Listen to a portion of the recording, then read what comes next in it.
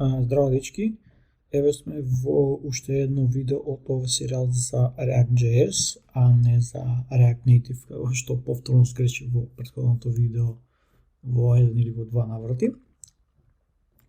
И во ова видео ќе зборуваме малку за овие клас компоненти. Кој што видовме, задолжително за овие клас компоненти е да ја имаме оваа рендер функција. Меѓутоа, освен оваа рендер функција, има некои други методи кои што може да ги користиме. Бидејќи класа, од JavaScript знаеме дека секоја класа може да има конструктор.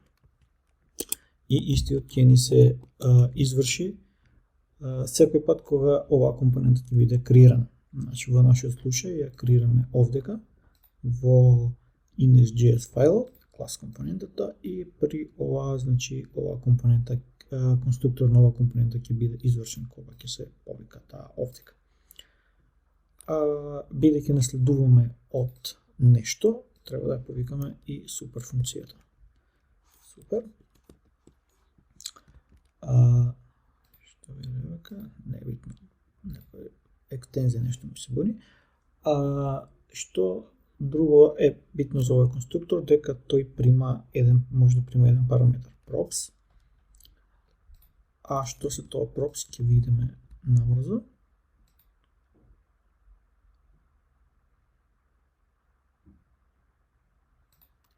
Зашто ми се буни ова? Нека стои како што е сега. Конструктор сесија OK props, супер props. Доку пробаме да го спечатиме ова props, console.log props, да го спечатиме како JSON.stringify. И како го спечатиме вака, во конзола ќе ни рече дека тоа не е некој објект. Сагарда најверојатно, да. И ајде да ја стартуваме нашата апликација. Почнуваат вентилаторите да сујат. Да ја отвориме нашата конзола, десен клик било каде на екранот, inspect element, ќе ни се отвори ова и овдека во било кој браузер имаме конзола. И ова, значи, гледаме class component, линија 7, таму го печатаме, class component, линија 7, тоа е печатењето.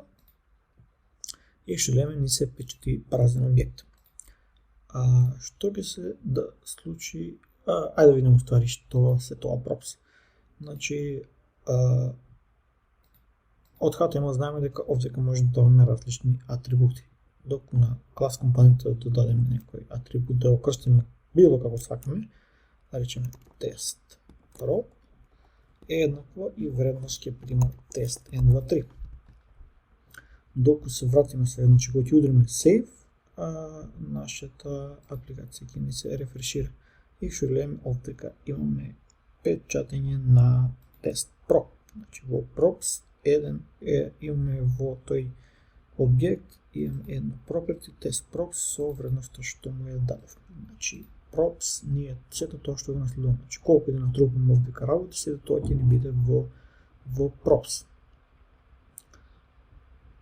Се вратиме во клас компонента, вентилатор почна да зуи.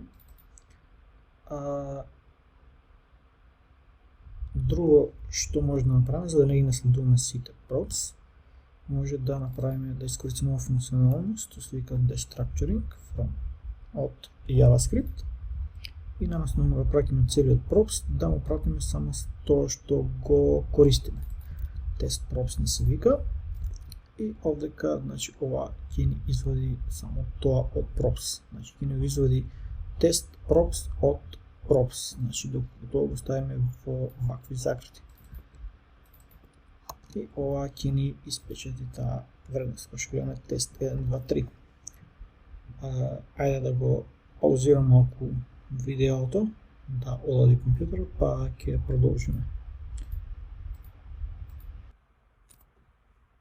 Мислам дека малку олади, ајде да продолжиме. Видиме што имавме последно.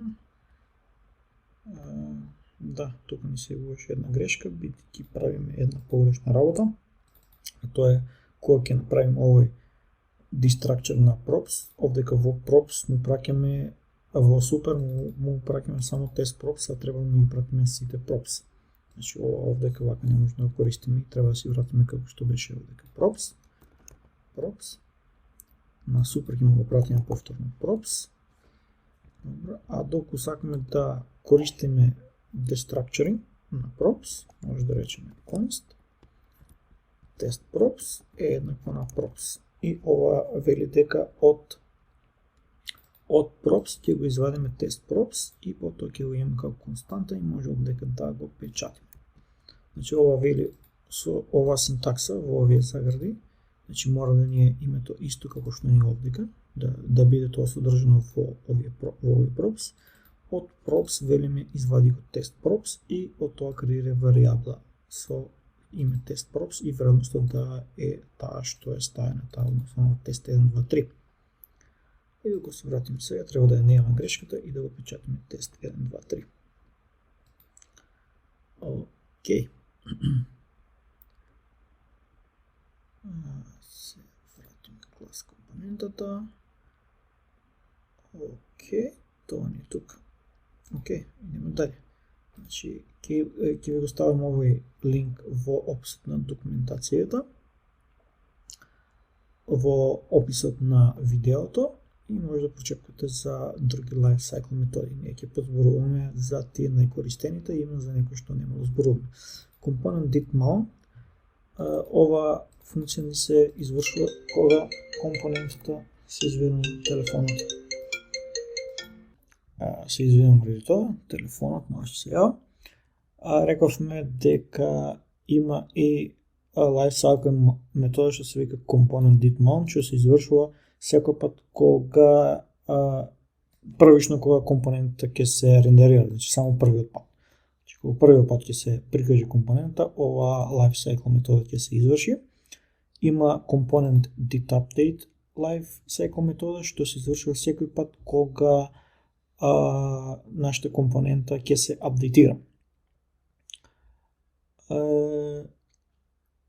И component will unmount е кога излегуваме од ова, значи како деструктор нешто.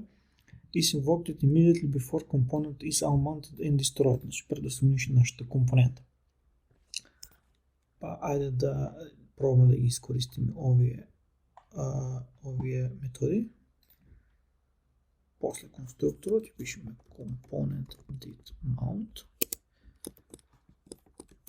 Едната component will update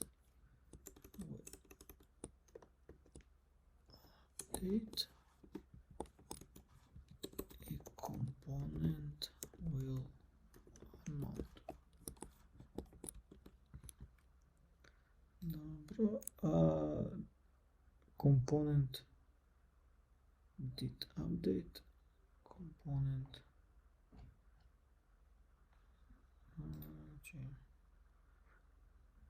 unmount, component did update. Мислам дека did update е од страната component did. Не, уште е тука. Не, како unsafe е маркирано, значи не е препорочливо да се користи. Component will update, component did update. Ајде да печатиме console.log. Нека се печати ова. Значи не ги користам овие многу клас компоненти и не ви го препорачам исто и на вас. Значи functional компоненти се многу по-практични за работа. И последното.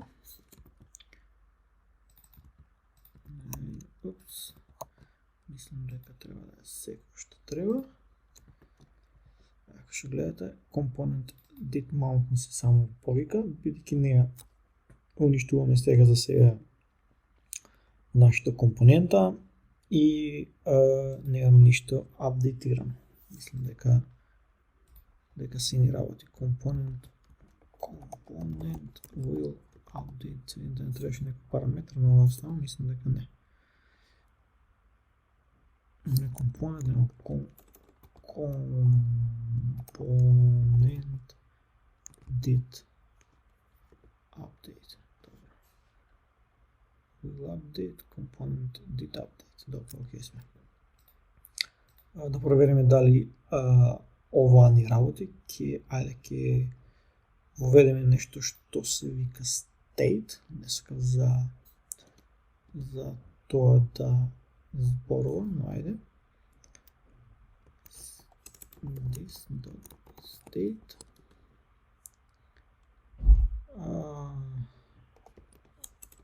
test, test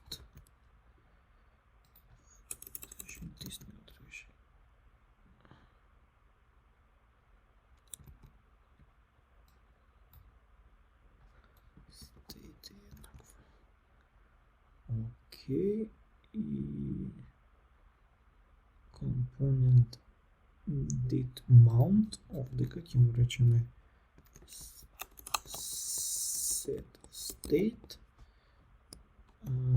test, test 2 и овде со ова треба значи да видиме и компонент did update. Компонент did update. Зошто го напишав овој код? Ще дали се, добро се е окей. Компонент did update се извршува секој пат кога компонента ќе ни се апдейтира. Компонента ни се апдейтира кога има промена во стейтот или во пропсот на нашата компонента. Така да овдека во нов state му ставив да има еден објект во стейтот тест со вредност тест и на компонент did mount го променив стейтот од тест во тест 2, значи вредност на стейтот во тест 2, тоа ни повика промена на стейт и тоа ни ретригерираше апдейт на нашата компонента. И со тој апдейт значи ни се изврши ова метода компонент did update. Ова ќе ни се изврши, како што реков, кога ни се анмонтира компонентата, односно тргаме од скринот или било што. Сега за сега немам нешто тако направено во оваа тест апликација за да го видиме ефектот на ова, меѓутоа знаете дека може да го користите и тоа. Да видиме дали има некој друг што може да користиме, мислам дека не.